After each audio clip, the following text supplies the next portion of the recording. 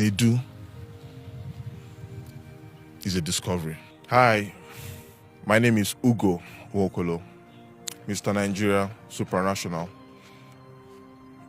I'm sure a lot of you saw the video that went viral a couple of weeks back. I was actually manipulated and forced to say that. This is my story. Oh my goodness, bro, I can't believe you made that statement. Poor girls turn you on. Why would you even say something like that? Yeah. I made a statement, but I was actually forced and manipulated to make that statement. Can you tell us about everything? It's actually a long story, but I'll try to cut it short. You see, I won Mr. Nigeria Supranational 2024, October, and I needed Nigerians to know about my journey because I was going to represent my dear country in Poland. So I needed Nigerians to know about my journey and everything. So I reached out to Honest Bunch podcast through Nedu. So Nedu is someone I look up to as a mentor in the industry because he has been here for a long time, and he's someone I look up to, someone I admire his craft and everything. So I reached out to Nedu and was like, oh, I want to appear on the Honest Bunch podcast to discuss a topic that I think is actually valuable to Nigerians. So what Nedu responded to me is that, okay, first of all, he said, I'll have to pay a certain amount for me to appear on this podcast. I was like, okay, how much? He said 5 million naira.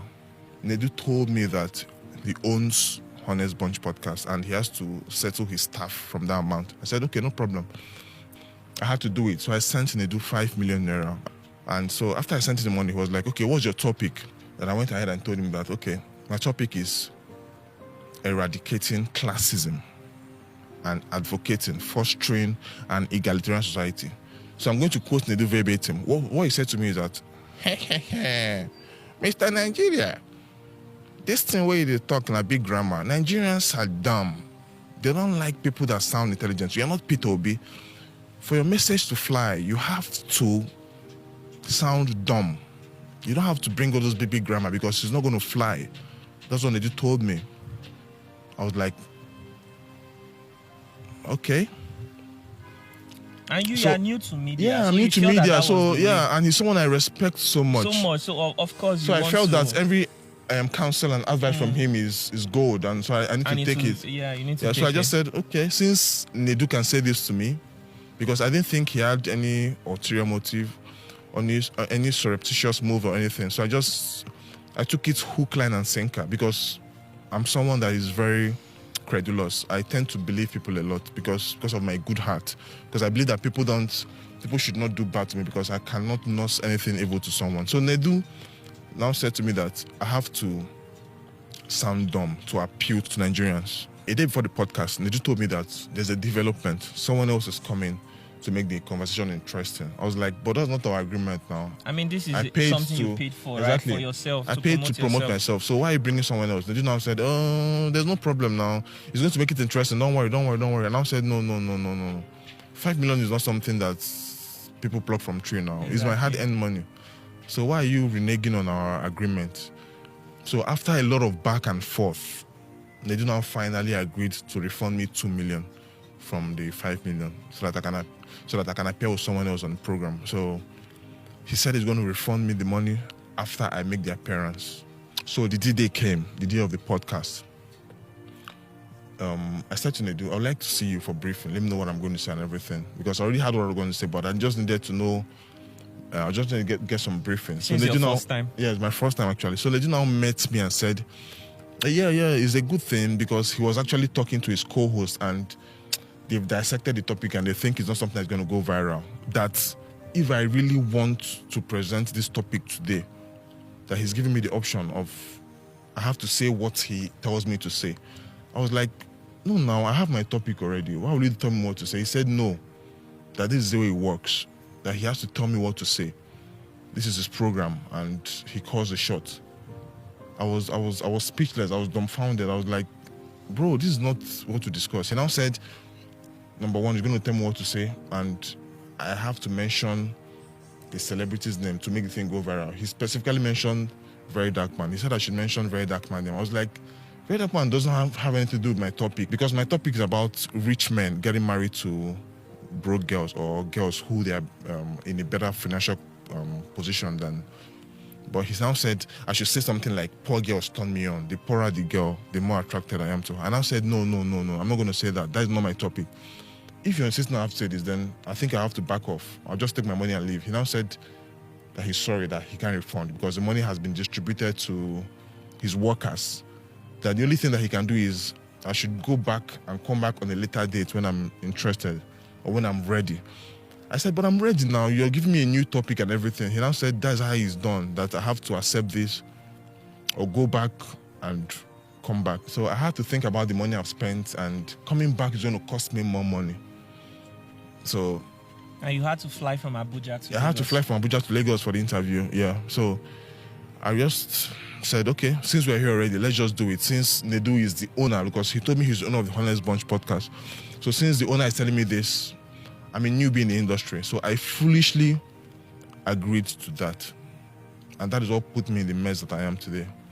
So I went on the podcast and said the things Nedu asked me, manipulated me to say. But I'll still say this. I take responsibility. I'm not trying to blame anybody. I'm just trying to tell Nigerians what actually happened and what prompted me to make that statement. The thing is, it's against my character to say such a thing because poor girls don't turn me on. No. Nedu forced and manipulated me to say that.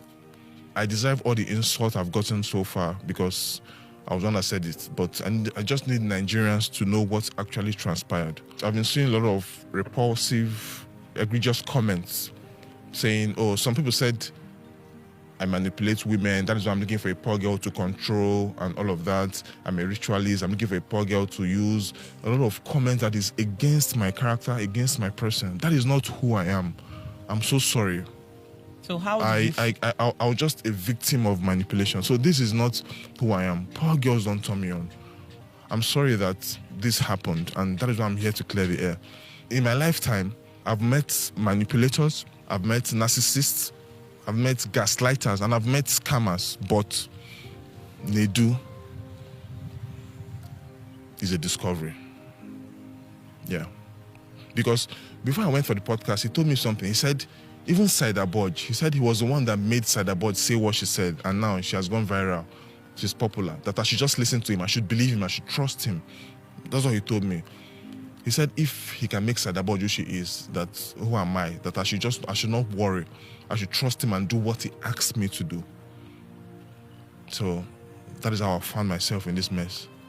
That has deeply affected me in all ramifications. I was even surprised to hear that he asked you to mention this very dark man's name. Why?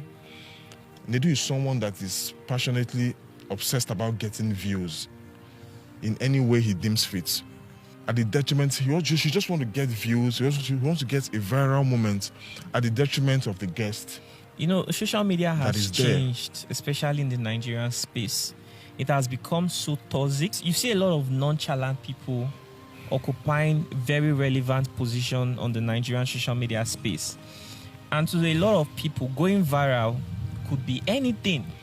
Do you understand? It could be calling out somebody that is an elderly person. It could be insulting innocent people.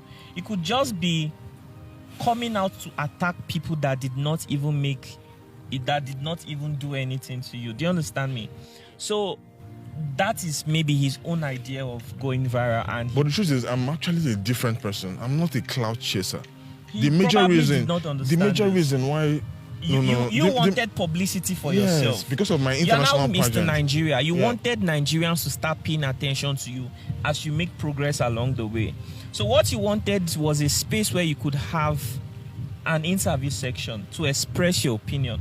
Do you understand? To push that narrative of an equal society. That was the topic. Yes, an equal society, basically. Where maybe somebody who is doing well can actually embrace somebody who is not so doing well. Yeah. Right? That was the narrative you wanted to push. But unfortunately, that was not what you got.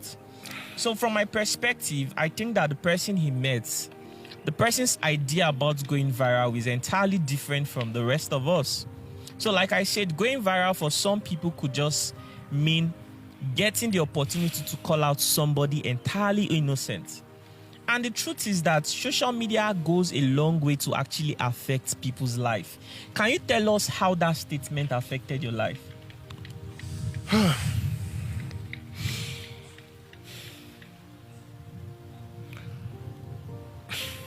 Honestly, this past few weeks has been a roller coaster of emotions. Like, it's difficult for me to put my words together, but I faced the lowest point of depression because I got calls from my family members, my classmates, everybody were asking me, why would you go on a podcast to say something so obtuse? Because that is not who they know me to be. But whenever they ask me that kind of question, like, what happened? Why did you say that? I can't just bring myself to start telling them that I was manipulated because they think I'm smart. So it took a heavy toll on my mental health. When I went through the comment section, I saw the heinous, egregious comments, which was totally opposite from what I was expecting. Nedu was just laughing over the phone. He said, I should not worry.